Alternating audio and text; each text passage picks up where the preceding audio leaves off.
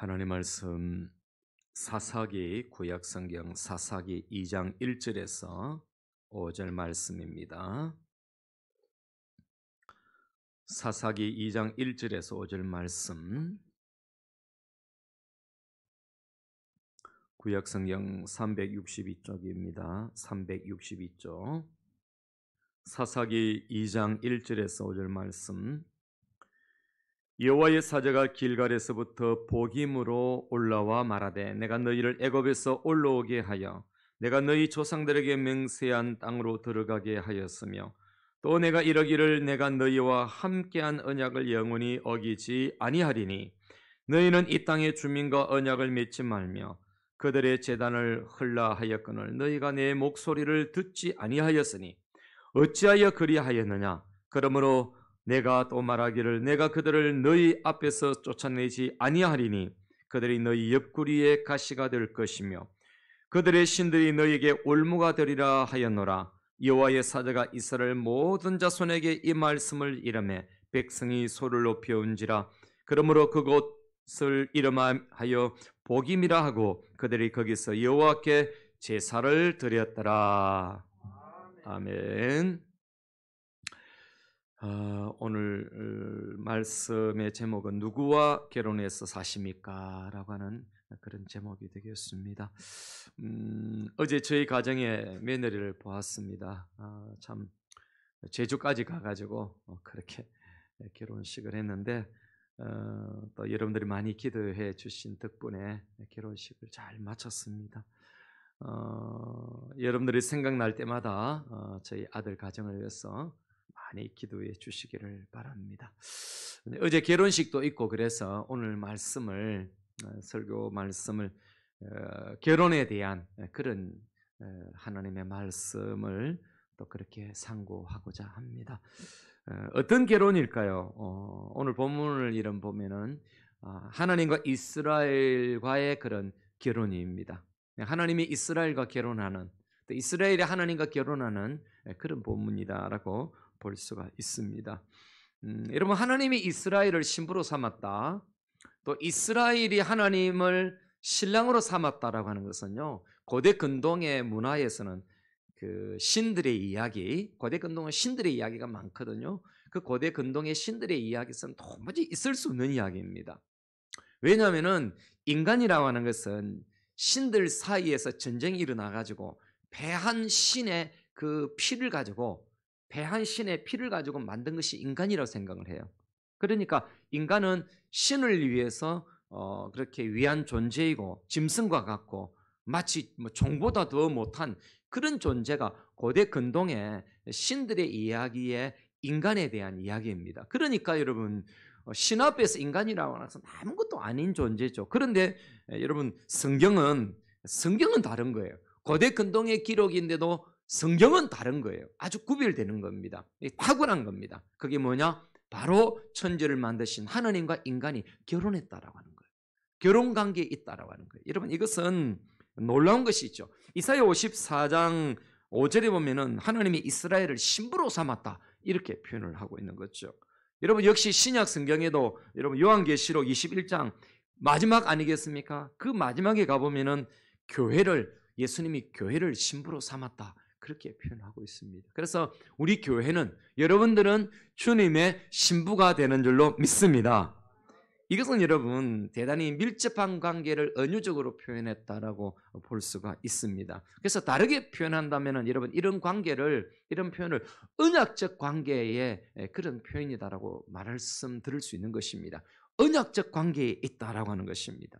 그래서 인간을 벌레보다도 못한 그런 그 존재로 여기던 그 시대에 하나님께서는 이스라엘과 이런 언약에 기초해서 결혼이라고 하는 그런 관계 속에서 그 백성들을 두었다라고 하는 것입니다. 여러분, 이런 영향은 도대체 이 언약적 이런 언약에 관계해서 하나님과의 이 깊은 관계를 이렇게 표현하는 것이 어디에서 기초했을까? 여러분, 연구를 해보면은요, 고대 근동의 그 우르 지방, 저 갈대아 우르 지방에 에시눈나라고 하는 그런 법전이 있는데, 그런 법전에도 그런 그 언약적 관계 속에서의 그 백성과의 관계들 이런 부분들이 나옵니다. 그리고 하무라비 법전에서도 남녀가 결혼을 하면은 계약서 언약서를 쓰는데 이것을 본떠서 아마도 하나님께서는 이런 문화들 속에서 하나님께서는 그 백성들에게 이런 언약 관계의 결혼을 말씀하시는 것 같습니다.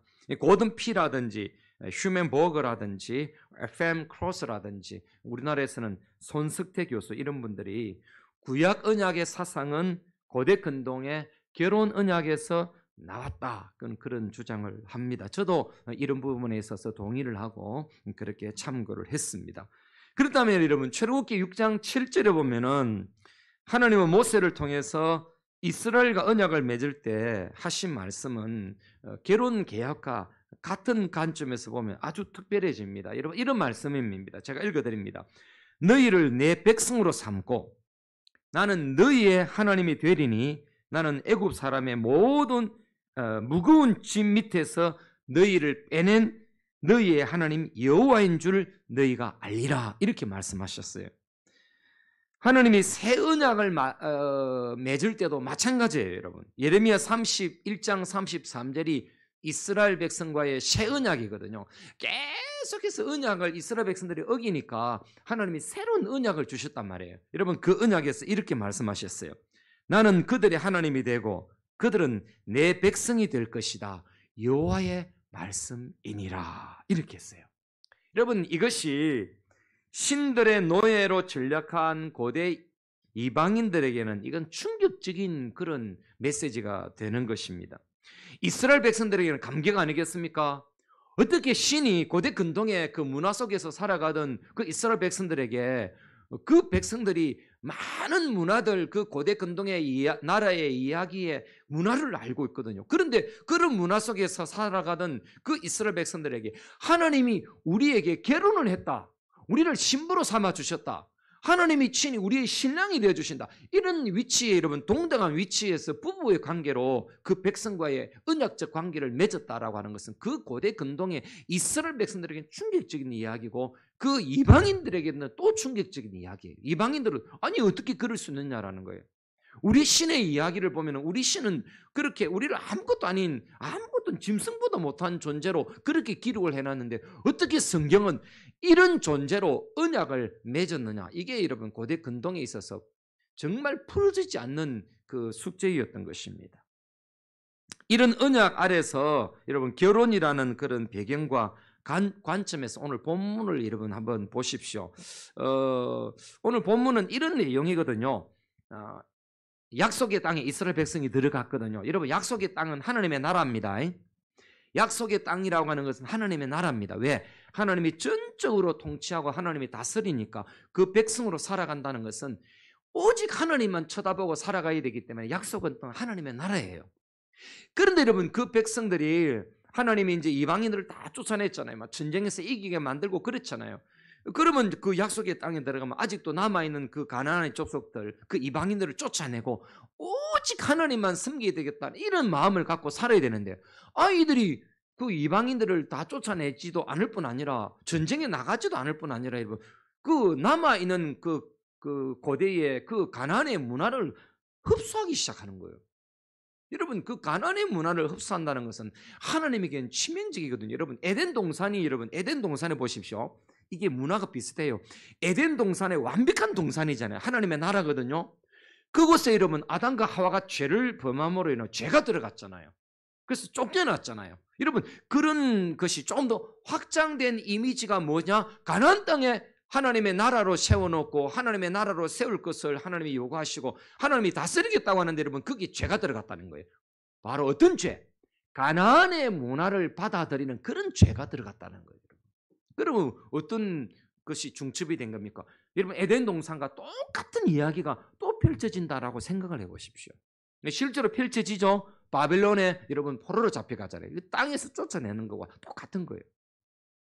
여러분 이런 관계 속에서 오늘 본문에 보면은요 결혼이라는 직접적인 단어는 등장을 안 해요. 여러분 등장을 안 해요. 그래서 여러분 여기에 이제 설교자가 필요한 거죠. 이 본문을 연구해서 이제 설교자가 필요한 거예요. 바로 여러분 제가 지금까지 그 초두에 언약으로서의 하나님과 이스라엘과의 그런 결혼에 대한 그런 말씀을 들었는데 그런 단어가 하나가 있어요. 그런 단어. 즉 결혼과 관련된 단어가 있어요. 여러분들은 아마 발견하기가 쉽지 않을 거예요. 여러분 3절입니다. 3절. 여러분 3절에 보면 이런 단어 보입니까? 중간에 너희 옆구리에, 이게 이제 무슨 말이냐면은 너 가나안에 있는 그 족속들, 그 땅의 그 주민들, 그 사람들 다 쫓아내라. 근데 안 쫓아냈다 이 말이에요. 그러니까 내가 그들을 너희 앞에서 쫓아내지 아니하리니, 그들이 그렇게 계속 이제 그 가나안 족속하고 연연해서 살아가니까 안 쫓아내겠다는 거예요. 그래서 너희 옆구리에 가시가 될 것이며 일어났어요. 여러분 거기에 줄을 딱 끊어 오시고요. 이게 이제 잘 참조를 해 주셔야 됩니다. 여러분 옆구리에 가시가 된다는 것은 앞뒤 문맥으로 볼 때는 이런 뜻이 된단 말이죠. 가시가 박히는 고통스러운 심판이 아닌가, 이런 생각을 하기가 쉬워요. 근데 이것이 왜 결혼과 무슨 관련이 있느냐 의아할 수가 있는데요. 이 문장을 원문으로 풀어보면 답이 나와요. 원문으로. 그게 뭐냐? 유감스럽게 히브리 본문에는요, 이 가시라는 단어가 없어요. 우리 번역은 가시를 넣었는데 원문에는 가시가 없다라는 거예요, 여러분. 이 가시라고 하는 히브리 단어가 여러분 그 차닌이라고 하는 단어예요. 차닌. 근데 차닌이 안 돼 있고 차드라고 돼 있어요. 차드. 여러분 차드는 옆구리라는 뜻입니다. 그러니까 이렇게 번역이 되는 거죠. 너희 옆구리가 될 것이며, 이런 것이에요. 가시가 들어있질 않아요. 그래서 여러분 가시에다가 이렇게 가로 열고 닫고 이렇게 딱 해놓으시면 도움이 될 겁니다. 그러면 여러분 옆구리가 된다는 것은 무슨 뜻인가라고 하는 거예요. 옆구리에 붙어 있다 이런 뜻이거든요. 즉 여러분 이것은 결혼관계를 말하는 겁니다. 결혼관계.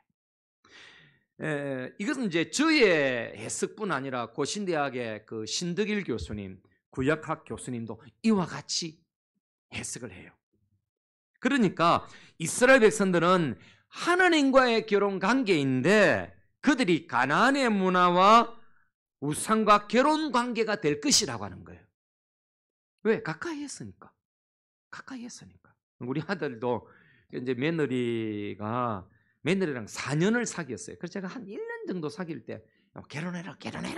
남자가 말이야 책임을 져야, 나이가 26살 이상 넘으면 연애할 때 내가 책임지라 했잖아. 그러니까 이게 좀 갈등이 있었던 것 같아. 이게 남자가 이게 좀 재봤는가. 안 하려는 거라. 더 연애를 하려고 하는 거라. 그래서 이제 지는 또 계획이 있었어요. 신앙이 더 깊어졌으면 좋겠다. 근데 이런 마음이 좀 있었던 것 같아요. 그러나 이제 부모 마음은 그 남자가 여자를 오래 데리고 있으면 그거 안 되거든. 빨리 결혼해라. 그런데 부모 말을 잘 들으면 자다가도 떡을 얻어먹는다 했잖아요. 그때 결혼해서 먹고 막 코로나도 안 걸리고 여러분도 그냥 피로인도 다 참석하고 그랬는데 얼마나 제가 이게 신경이 쓰이는지 몰라요. 코로나 어제 가니까 한 1000몇백 명이 그렇게 왔어요.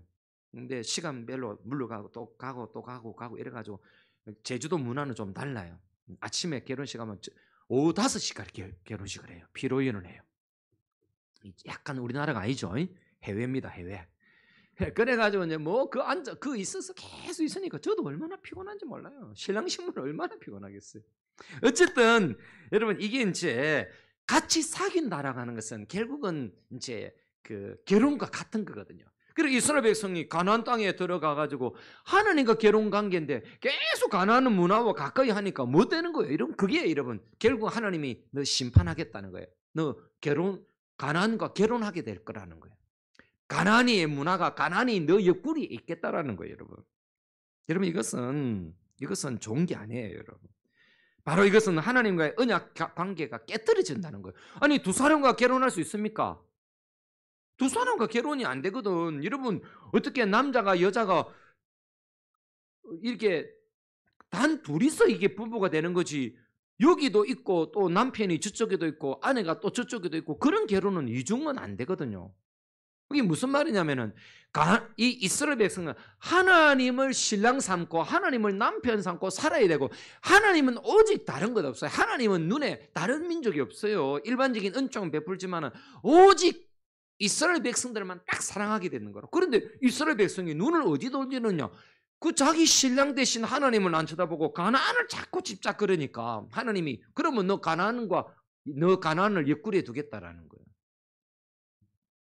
여러분 이것은 언약이 깨어졌다라고 하는 것입니다. 나는 이제 네 남편 아니다라는 것 같은 거예요. 이혼하는 것과 같은 것이지요. 이스라엘 백성은 절대로 하나님을 떠나서는 아니 되는 민족인 것입니다. 이방 문화와 절대로 그렇게 결혼하면 안 되는 것입니다. 그런데 여러분 옆구리에 붙어 있는 모습은 어깨를 나란히 하며 결혼하는 그런 모습이 되는 것입니다.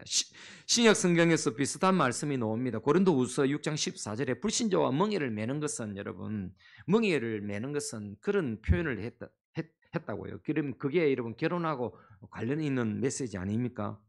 여러분 결혼이라는 것은 남자와 여자가 만나는 것이요 그동안 매여 있던 관계들을 떠나는 것입니다. 창세기 2장 24절에 남자가 부모를 떠나 그의 아내와 합하여 둘이 한 몸을 이룬다라고 할 때 부모를 떠난다. 여러분 여기 히브리가 아자브입니다. 아자브. 이 아자브라는 단어가 굉장히 그 고상한 단어인데 육신만 떠나는 것이 아니라 마음도 떠나는 것이 아자브예요. 그러니까 결혼하면은 부모를 사랑하는 그런 마음을 부모는 공경해야 되지만은 부모에게 집착되어 있던 것이 떠나서 이제 그 아내를 사랑하고 남편을 사랑하는 그게 100%가 돼야 된다는 거예요.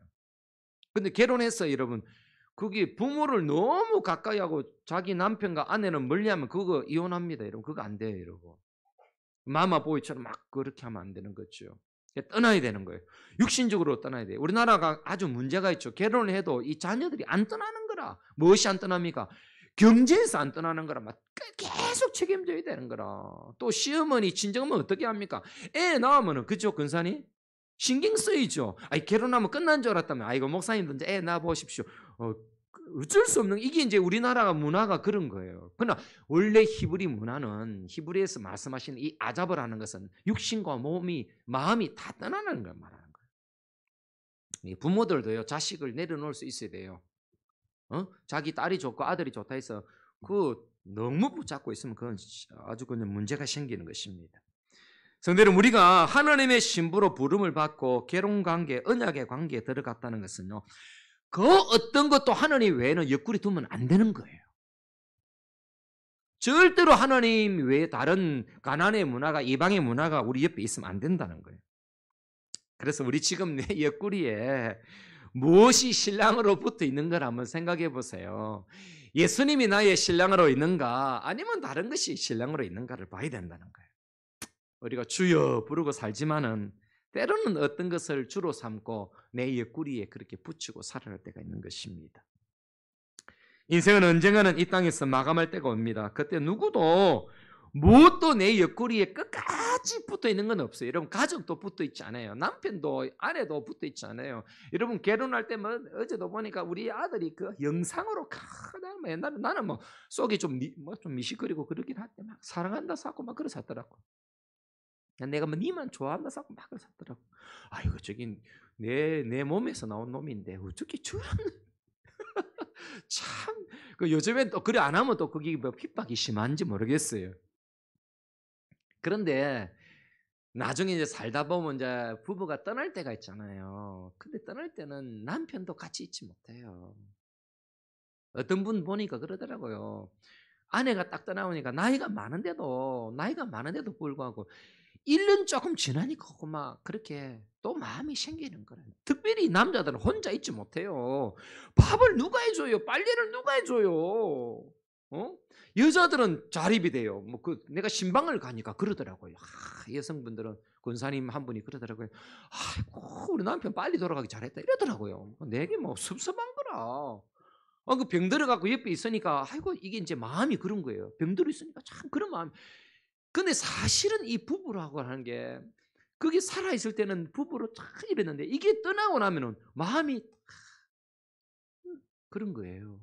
끝까지 누가 책임을 지지 못해요. 옛날에 우리 고신대학 옆에 그 도서관 옆에 영안실이 있었어요. 지금도 있어요. 그 복음병원에 그 젊은 부부가 그렇게 막 사랑하는 막 그렇게 막 떠나고 보내니까 그렇게 울고불고 그렇게 해도 여러분 또 조금 지나고 나면 또 그렇게 같이 못 가요. 막 죽겠다 하지만 같이 못 가는 거예요, 여러분. 그런데 여러분, 옛날에는 이제 이게 누가 죽잖아요. 그러면은 이게 혼자 가기 외로우니까 뭔가 붙여놨어요. 제가 중국 가가지고 그 지하 세계에 이제 그 왕들의 죽음 이제 무덤을 가봤는데 깜짝 놀랐어요. 왕들 옆에 처녀들을 같이 묻었어요. 그러니까 그 무덤이 우리 같은 그런 무덤이 아니고 토굴 같은 그런 무덤을 만들어가 거기에 어느 정도까지는 묵고 살게 그렇게 처녀들을 두고 음식도 두고 그래가지고 이제 그 왕 옆에 죽은 왕 옆에 그렇게 두는 거예요. 외롭지 않게. 죽으면 안 보이고 이해할 수가 없는 그런 세상인데 말이죠. 몇 해 전에 그 몽골의 알타이 지역의 그 파지릭 고분에서 초기 7기 시대 무덤이 나왔는데 말 2개가 함께 발견됐다는 거예요. 여러분 중국 고분에도 많이 이렇게 나타납니다. 외로운 죽음의 옆구리에 위로할 자들을 두는 것이죠. 그렇다고 여러분 그 죽음이 위로받을 수가 있겠습니까? 아무도 위로될 수가 없어요. 아무것도 위로될 수 없어요. 누가복음 16장 22절에 보면요. 외로운 삶을 살았지만 천사들에게 받들려서 천국에 들어간 나사로 이야기가 나옵니다. 여러분 그의 마지막에 그는 외롭지 않았어요. 하나님의 나라에서 천사들이 옆에서 함께 있었고 아브라함의 품에 앉아 있었고 하나님에게 위로를 받게 되어진 것이에요. 여러분 이것이 우리의 위로인 것입니다. 우리는 세상을 떠날 때 세상의 사람들은 누구도 내 옆에서 위로자가 될 수가 없지만 우리와 영원히 함께 계시는 분이 있고 우리의 영혼은 살아있는 우리의 영혼은 나그네 가 있을 때 우리와 함께 가시는 분이 계신단 말이에요. 우리와 영원히 함께 계시는 분이 계신단 말이에요. 바로 여러분 그분이 성부, 성자, 성령님이 우리와 함께 하시는 것입니다. 그래서 오늘날 성도인 우리에게는 내 삶의 옆구리 옆에 계시는 분이 바로 성삼위 하나님이다라고 하는 이것을 절대로 여러분 우리가 각인하고 살아야 하는 것입니다. 부부로 살아가고 자녀로 살아가고 이런 관계로 살아가는 이것은 어느 날 어느 순간에 깨진다. 제가 지난주 말씀드렸잖아요. 사두개인들은 부활도 영도 믿지 않으니까 결혼하면은 그 7 형제 중에 누구의 아내가 되겠습니까? 천국 가면은 예수님을 비꼬는 그런 공격하면서 그런 질문을 던졌잖아요. 그러니까 예수님은 하나님의 나라는 그런 나라가 아니라는 거예요, 여러분. 결혼도 남편도 있는 것 아니라는 거예요. 우리 주님 남편 쌓고 영원히 사는 것이 하나님의 나라라고 하는 거예요, 여러분. 그래서 우리는 이 땅에 살아있는 남편과 우리 땅에 살아있는 자녀들을요, 우리에게 주어진 좋은 파트너로 삼고 끝까지 죽을 때까지 잘해야 되는 거예요. 할렐루야. 양 집사님, 송 집사님 잘하시기 바랍니다. 송 집사님, 우리 양 집사님 편찮으신데 그 손잡고 오는 거 잘하시는 거예요. 잘하시는 거예요. 이 살아있는 동안에 밖에 안 되는 거예요. 죽으면 같이 갈 수도 없고 끝까지 위로자가 될 수가 없는 거예요. 그래서 우리는 주님이 우리의 위로자이지만 우리에게 주어진 사람들은 파트너로서 그 주어진 삶에 최선을 다해야 되는 거예요. 그런데 여러분 옆구리에 있는 것이 세상의 죽음의 올무인지 아니면 주님인지 항상 생각해야 돼요. 내 옆구리에 붙어 있는 것이 뭔가. 우리는 두 주인을 섬길 수 없다라고 마태오 6장 24절에 경고를 하거든요. 그게 재물이든 그것이 다른 무엇이든 우리의 옆구리에 결혼하듯 붙어 있으면 신랑 되신 주님으로부터는 멀어지게 되는 거예요. 여러분 그것이 무엇이든지 주님 외에 너무 옆구리에 붙어 있으면요, 그게 내 신랑으로 내 남편으로 그렇게 아내로 붙어 있으면요, 그거 문제가 생기는 거죠. 그래서 오늘 우리 성경의 표현대로 그것은 옆구리의 가시가 되는 거예요. 그래서 제가 볼 때 이 번역은 아마 그 결과론적으로 가시라고 하는 것을 넣어놓은 것 같아요. 이런 무서운 메시지를 전하는 분이 누굴까요? 여러분 바로 여호와의 사자입니다. 오늘 본문에 보십시오. 여호와의 사자가. 근데 여호와의 사자가 누구입니까? 일반적으로 보면은 천사라고 말할 수 있거든요. 근데 오늘 본문에 보십시오. 내가라고 말하죠. 내가라고 표현하는 거 보면 하나님 자신을 여호와의 사자로 등장시켜서 메시지를 전하신 것 같아요. 근데 궁금한 것은 그러면 여호와이시자 여호와의 사자는 왜 하늘에서 오시지 않고 길간에서 온다라고 말했을까요? 여러분 궁금하지 않아요? 여러분 천사도 하늘에서 와야 되고 여호와도 하늘에 계시는 분 아닙니까? 하늘 보좌에 계시는 분 아닙니까?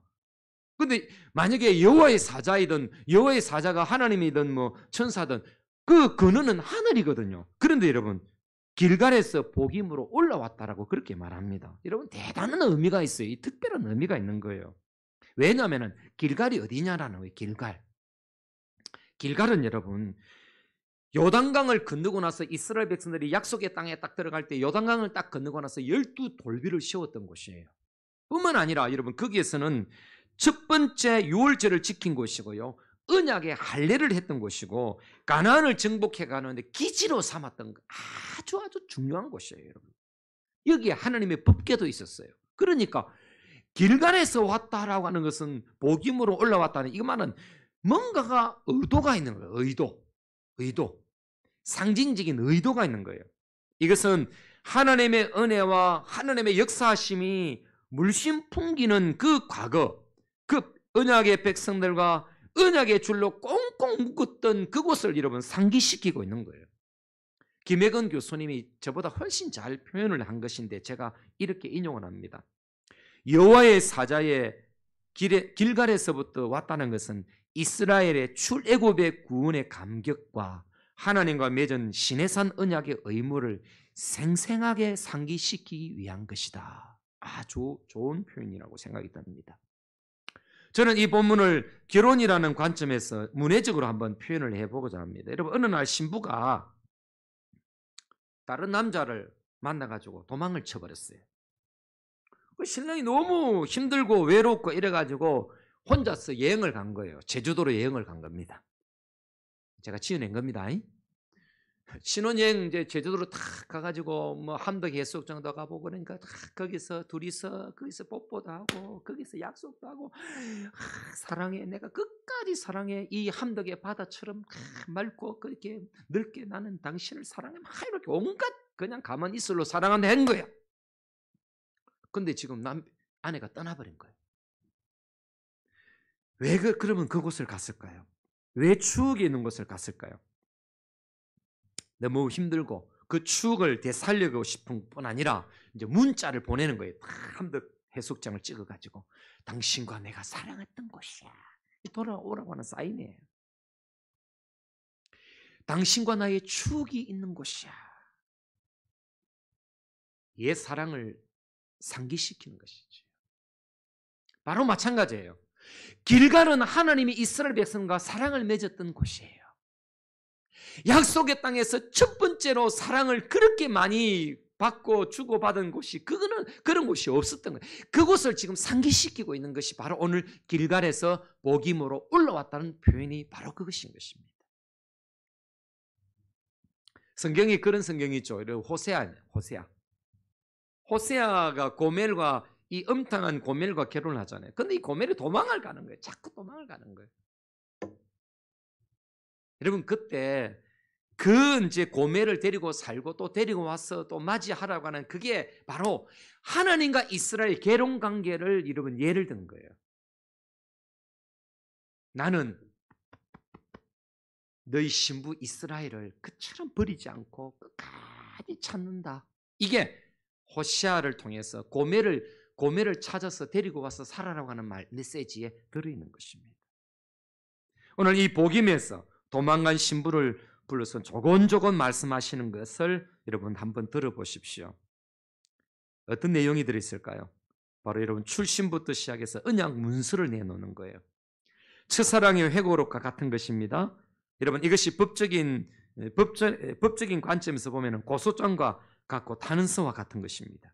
그러나 이 결혼의 이미지를 갖고 있는 이 언약적인 관점에서 보면은 신부된 이스라엘을 사랑한 회고록과 같은 거예요. 아까 조금 전에 말씀드린 거 회고록과 같은 거예요. 몇 가지가 있는데 첫째는요. 내가 너를 애굽에서 올라오게 했다는 그런 뜻이에요. 두 번째는 너희 조상들에게 맹세한 땅으로 들어가게 했다라는 것을 상기시키고 있는 거예요.